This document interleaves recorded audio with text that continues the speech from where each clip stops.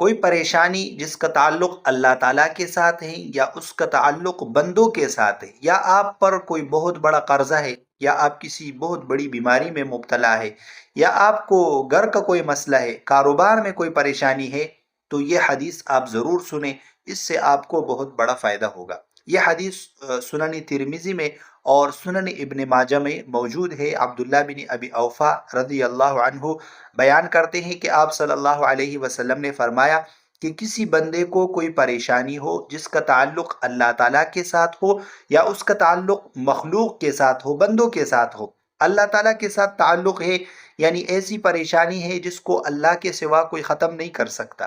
مثلا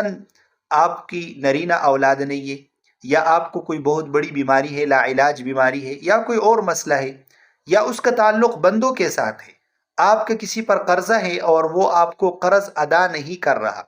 تو چاہے اس کا تعلق مخلوق کے ساتھ ہو یا اس کا تعلق اللہ تعالیٰ کے ساتھ ہو، تو آپ صلی اللہ علیہ وسلم نے فرمایا کہ وہ بندہ یہ عمل کر لے، اللہ تعالیٰ اس کی پریشانی کو ختم کر دیں گے۔ اور وہ عمل کیا ہے؟ وہ عمل نماز حاجت ہے۔ نماز حاجت کیا ہے؟ نماز حاجت کا انتہائی آسان طریقہ ہے، اس کو آپ نے ایک دفعہ سیکھنا ہے اور پھر ہر روز یہ نماز پڑھنی ہے۔ جتنے بھی آپ کے مسئلے ہیں، پریشانیاں ہیں، وہ آپ سامنے رکھے، وہ آپ دل میں سوچے اور اس کے بعد یہ نماز پڑھے، اللہ تعالیٰ سے دعا مانگے، اللہ تعالیٰ آپ کی ہر پریشانی کو چند دنوں میں ختم کر دیں گے۔ نماز حاجت ایک مسنون نماز ہے جس کا ہم اہتمام نہیں کرتے، اور یہ نماز تمام پریشانیوں کے لیے ہے۔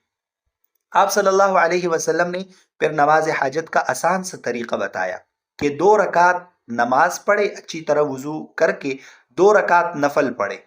اور اس کے بعد اللہ تعالیٰ کی حمد و ثنا بیان کرے، الحمدللہ رب العالمین، آپ صلی اللہ علیہ وسلم پر درود شریف پڑھے، اور اس کے بعد یہ دعا پڑھ لے: لا الہ الا اللہ الحلیم الکریم،